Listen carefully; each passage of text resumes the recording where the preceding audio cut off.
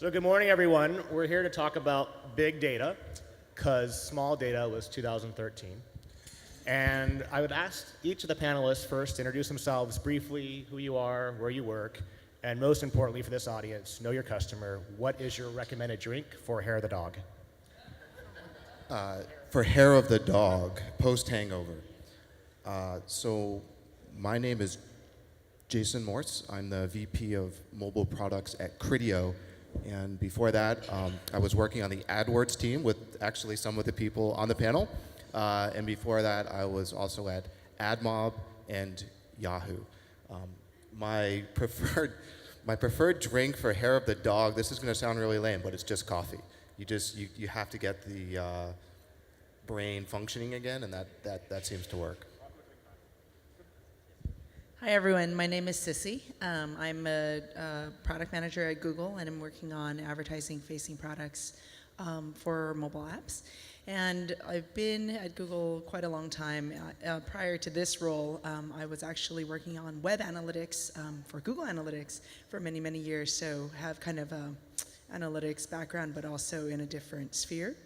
And before that, I was at Microsoft. So, I don't know, you took my drink, so I'll have to do like hot chocolate? There's no wrong answer.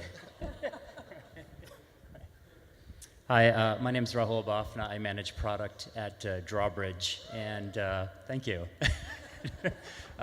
Prior to that, I worked on DoubleClick Ad Exchange at DoubleClick and Google, on AdSense, and a couple years at Flurry, managing the advertising business. And I think for a hangover, I'm partial to Bloody Marys, but if it's a little bit later in the day, then I go straight to an old-fashioned.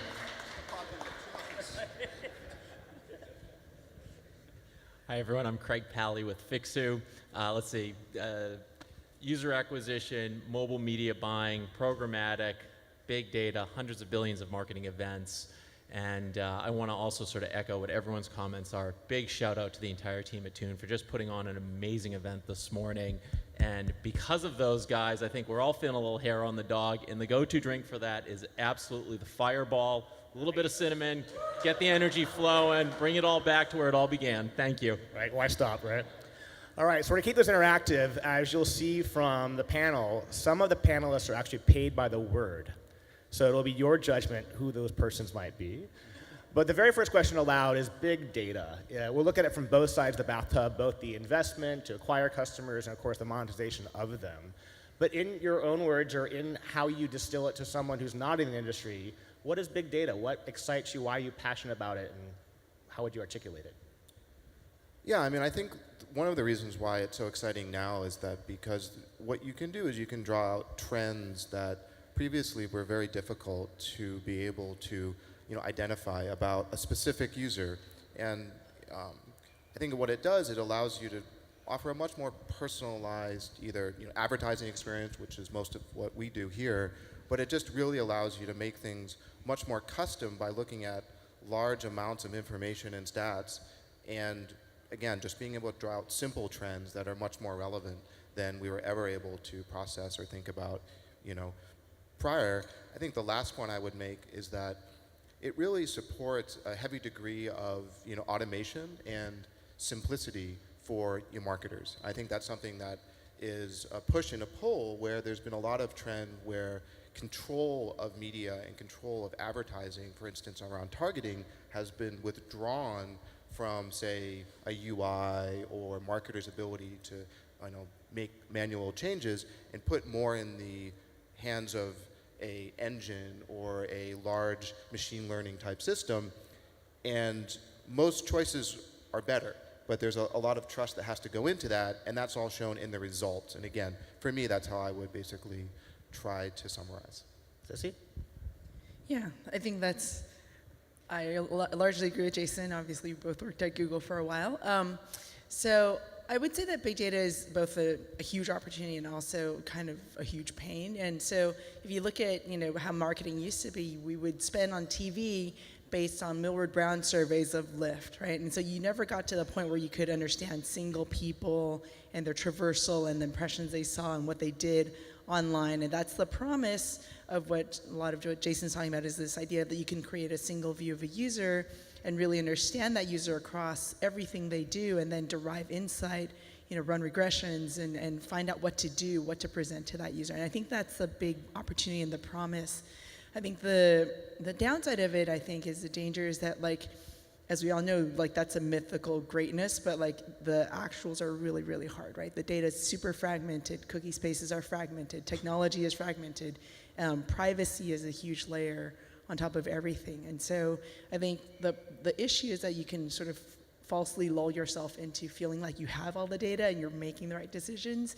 And I think it's a constant quest to figure out, like, am I stitching together the right data sets and am I drawing the right insights? And definitely machines can help you. I mean, Google is the powerhouse of machine learning, but like they can also kind of lie to you because they can only give you as much as like the goodness and the strength and the cleanliness of your data that's going in. So for us at Drawbridge, big data is a lot about optimization. And that's, of course, the bidding optimization, which you'll see on any buy-side platform. But for us, we use a lot of it to establish identity for users across devices.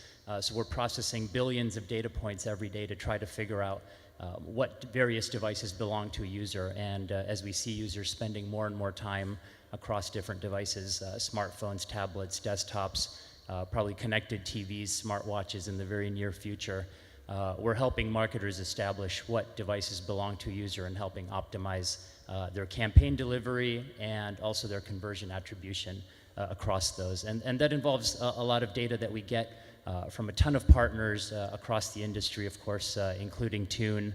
But it also involves getting data directly from the advertisers, from the users, from our DMP partners, and processing that in a way to help us establish that identity.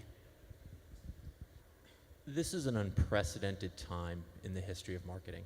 We now have the opportunity to harness hundreds of billions of marketing events and push advertising to an incredibly personable device in the moment at the point of transaction.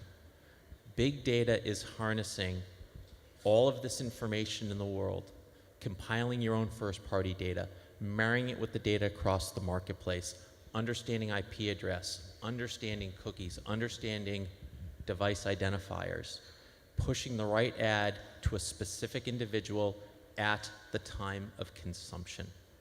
That is big data. That is unprecedented in the history of marketing and is achieving marketing results that have never been achieved before. Large consumer packaged good companies are achieving brand engagement at 1 to 5 cents regularly. This is, if you were talking about even being able to track those kinds of numbers 5 and 10 years ago, people would have scratched their heads, and now it's becoming the new normal, and that to me is unbelievably exciting. Thank you all for setting the foundation. You used some big examples there, Craig. We have a combination of small and large companies alike in the room. So her first question I have aloud around volume.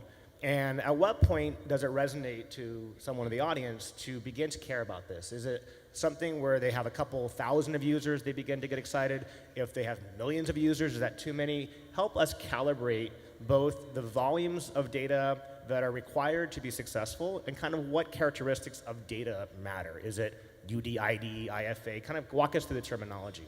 Sure, that's really great starting point. It is never too early to start collecting data.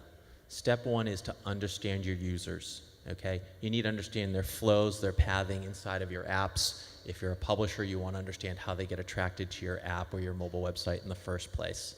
Once you can gather a baseline and start to understand who that consumer is, based on iOS, probably their advertising identifier, based on their IP address, or you could create a more robust digital fingerprint, which might contain things like the IP address, the device profile, the OS version, etc.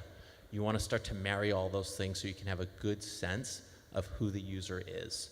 Then you can start to understand which of your users are your better users, who are your loyal users who have a high propensity to transact. And then you now have the ability to go find more of those users. And that's when you start to partner with a user acquisition company to go ahead, build up your base of consumers, hopefully your loyal transaction driving users.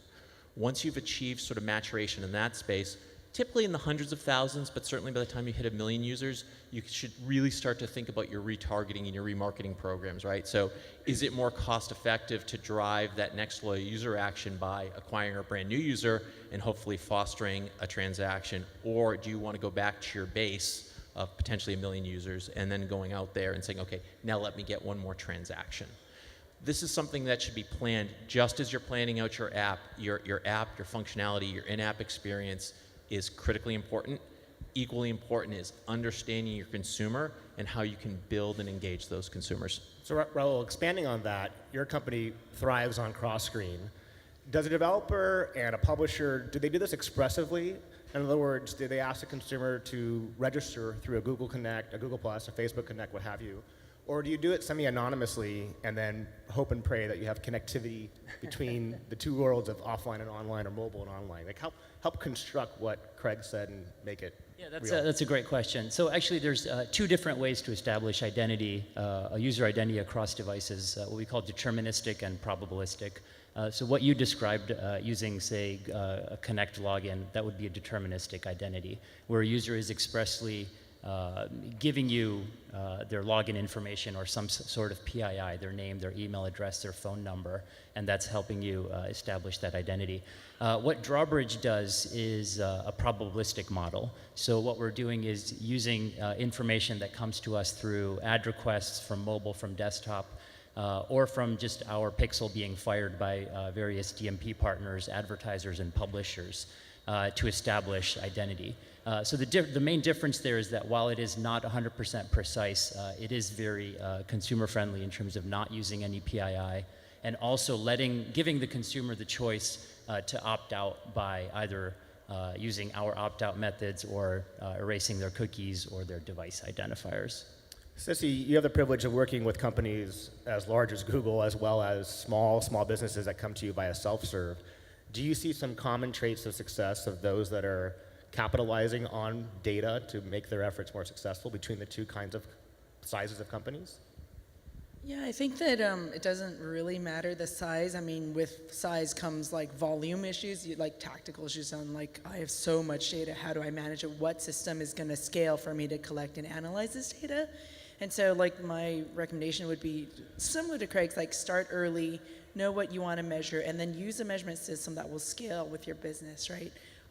You know, we talk about Google Analytics being the highest QPS service at Google because, you know, people want to measure everything that happens digitally. And so with that, I think that first of all, you need to find a system that will scale with you. And then you want to collect it in a way that is, like, I want to say raw and on the right cookie space, meaning like you want it to be joinable and marryable to other data sets that you eventually want to join with and merge with. And so the rise of DMPs is sort of like a software service to facilitate that joining, but really collecting in a system that will give it back to you raw. You can get it in and out easily, and in a cookie space that is obviously privacy safe, but also so that you can join it with other data sets in the future is where you're going to get most bang for the buck. Jason, your company, I think, pioneered the concepts of retargeting and successful following of the consumer once they've expressed their interest, say, through search. Who is the most eligible to succeed from that? Do you see yourselves, I know you worked with brands originally and then agencies thereafter. Do small businesses work with your company, and can they find success by leveraging big data using retargeting? Yeah, for sure. I mean, I think a lot of what we do is focus on that mid-sized market, really because of our reach into the audience to find and serve an ad to that same user later. And at that point, the size of the client or the advertiser really doesn't matter so long as we can re-engage with that user later on. And I think that's something that for us has been a real core focus, is being able to find a specific user and then be able to provide them with the most relevant ad. And it's almost a reverse in that small clients,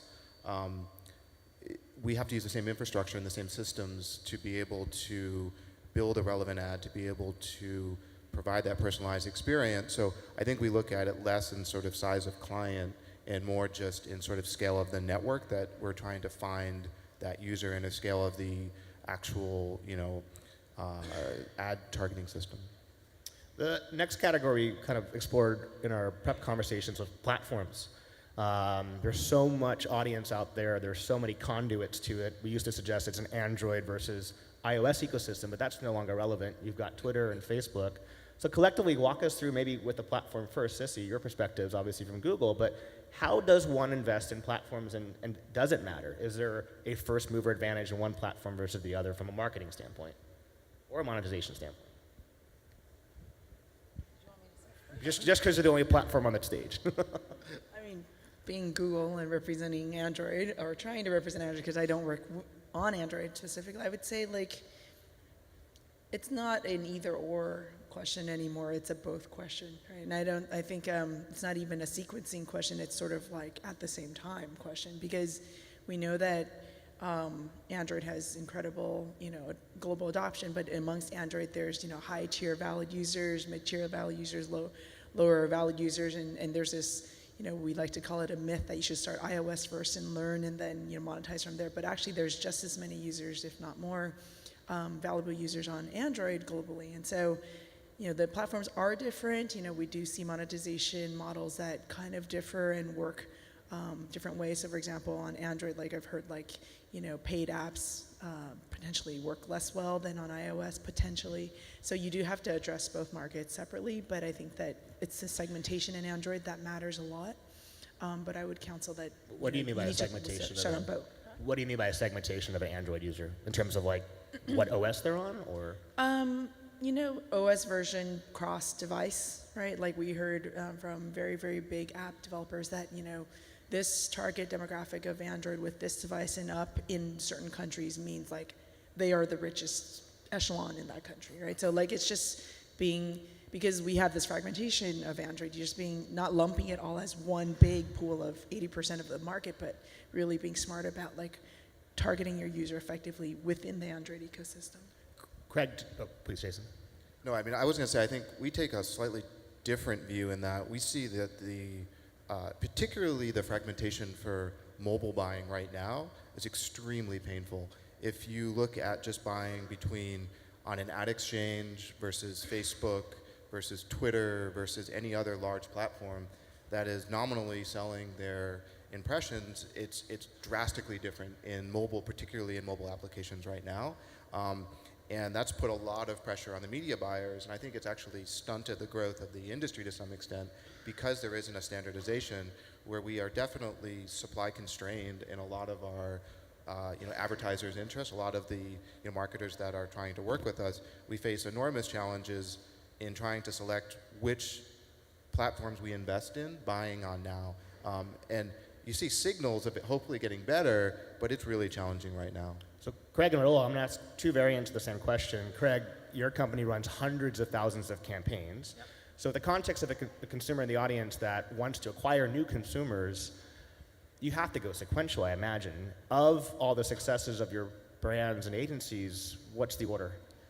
So the answer to the question is, to sort of recap and piggyback on Sissy, is the answer is always an and, okay? You want to integrate with as many of these different traffic sources as possible, and what you're trying to do is you're trying to pick up as many users as you can at, say, a bid range of, I don't know, could be a 50-cent CPM, could be a 10-cent click or a 50-cent click, but you're going to get as many of those as possible across all of your traffic sources.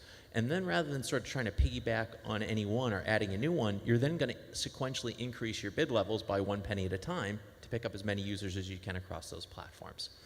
Now, this is a very appropriate question, and it comes up in a lot of these kinds of sessions. So this morning I thought it would be kind of fun. I pulled 7 clients who are spending heavily across Twitter, Facebook, Google, a variety of other ad networks, and I made every effort to try to rationalize, right? Is there a natural order flow? Is there a sequence that works for an average app? And the honest truth is absolutely not. I looked at quick service restaurants all the way to real estate and wealth management tools, trying to find, okay, is there a trend somewhere in here? And the reality is, even when I was looking at sort of like wealth management and real estate, I said, okay, maybe these things, right, high consideration purchases, maybe they'll go in the same direction. Twitter outperformed Facebook in one instance, Facebook outperformed Twitter in the other instance. And then I can look at other instances where video and traditional, I shouldn't even say traditional, the exchanges might perform the two of them.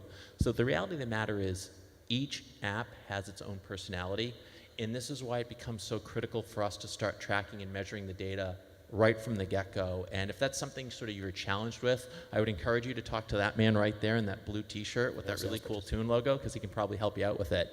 But do track and measure. If you wanted to paint a broad brush, because people want to do that, I think that Facebook and Twitter right now are in a really good place, and I think that that is a good sort of, that should always be a part of your marketing mix.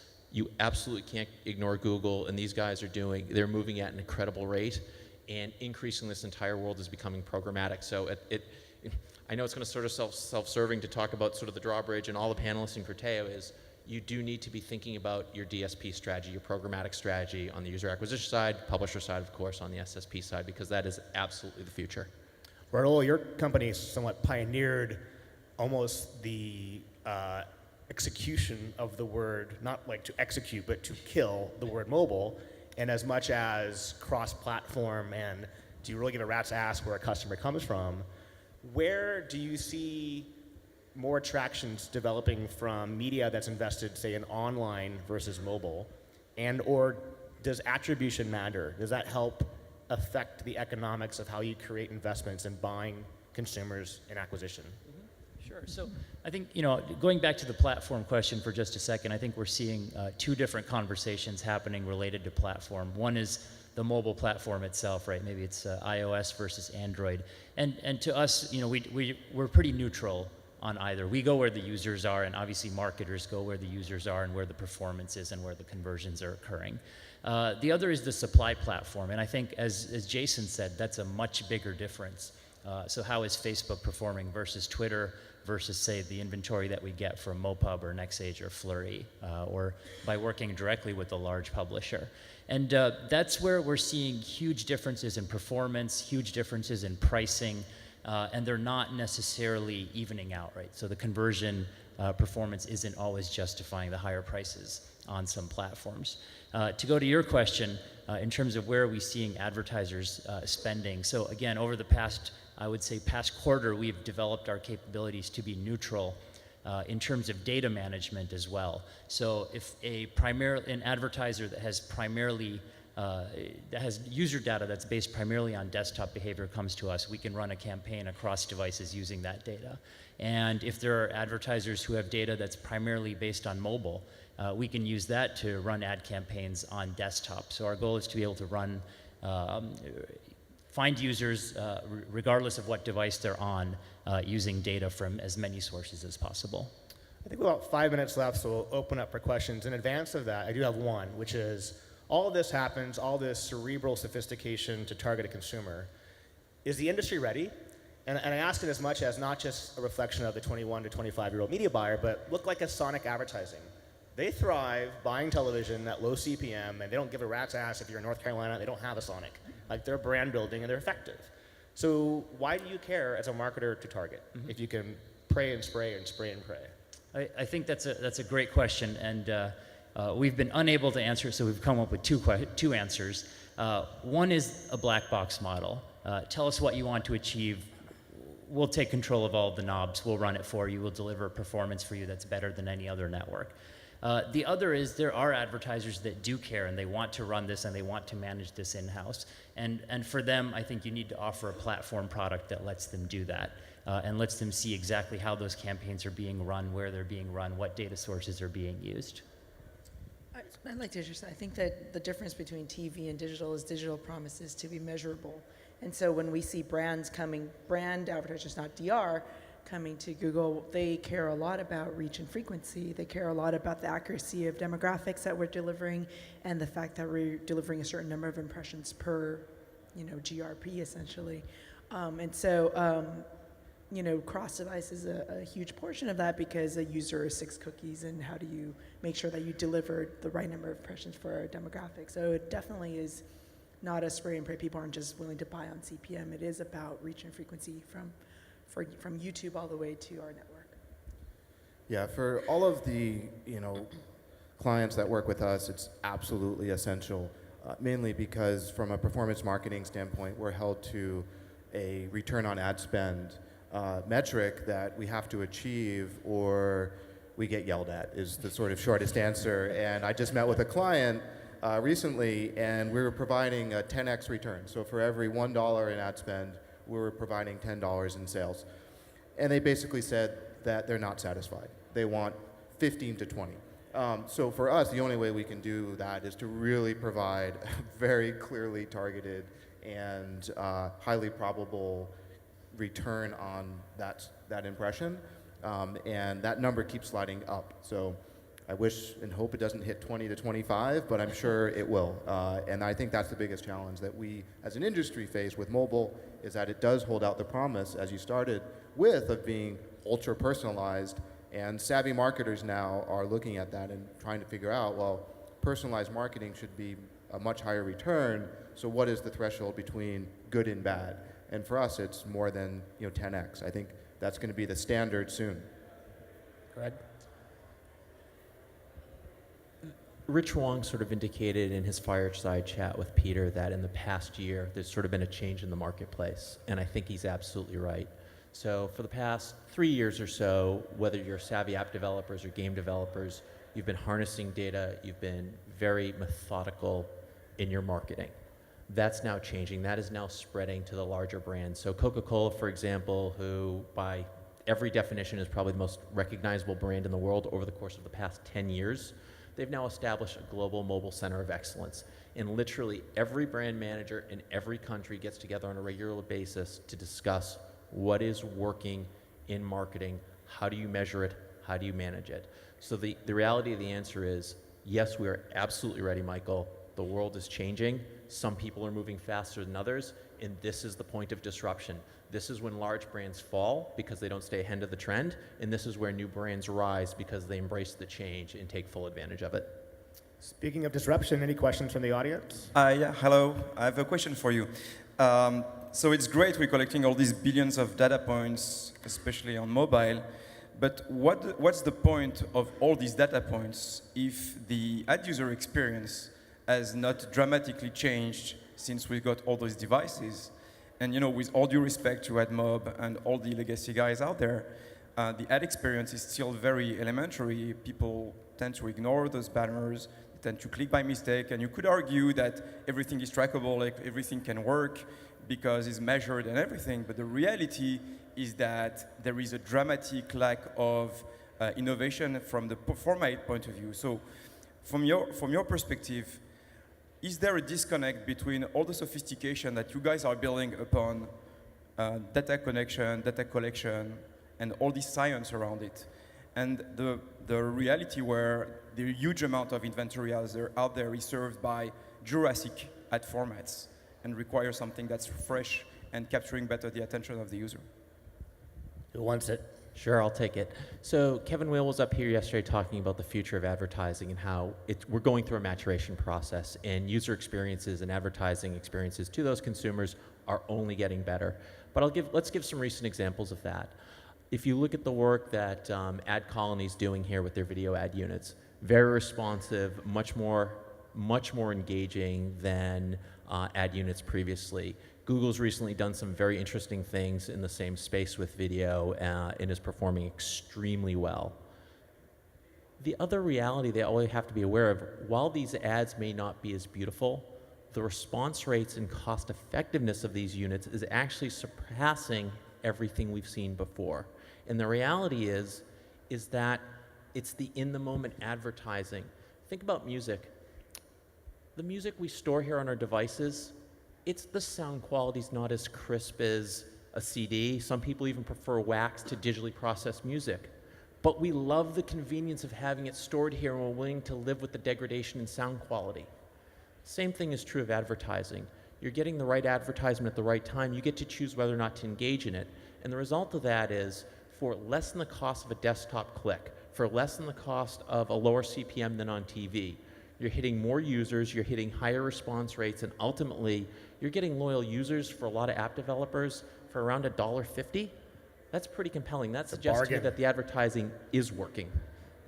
I mean, I'll just add to that, and I'm actually going to plug more on the AdWords and AdSense side, which is, I think there's often a fallacy that consumers and just humans know what performs better, and if it looks great, then it must be a better ad. And I think what really AdSense has shown, and a lot of times you don't even really notice the small changes in ad format or ad layout, but the measurement of improvement is substantial. So I think we need to be very cautious in just assuming that a particular ad unit doesn't look great, therefore it doesn't perform. I think that the numbers behind that is what should drive whether or not performance is there, rather than just perception. That said, I think there is a constraint right now on the supply side because of what we mentioned before about the sources of supply are so fragmented, there's not a standardization to see that large amount of improvement around metrics and measurement. So I think it's a little bit of both, but I don't believe fundamentally that just pretty ads make better performance. So I know we're between ourselves and morning cocktails. So let's pretend, in conclusion, that we've won a Webby Award. So in 5 words or less, leave some parting knowledge to our audience. 5 words or less. We'll start with you, Craig, on the spot. Harness data, leverage data. I'm sharing an extra word with my friend to my right. I'll say find your users across devices and hit them up with the messaging that you want to promote to them. 5 Way words. more than 5. That's my gong. Sorry, I took 4 from you. Pay it forward.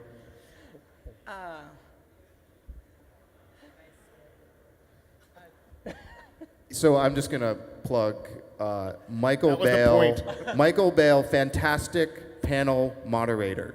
Oh, thank you. Please, everyone, help me congratulate these fine, knowledgeable folks. Craig, Raul, Sissy, and Jason. Thank you so much. Thank you.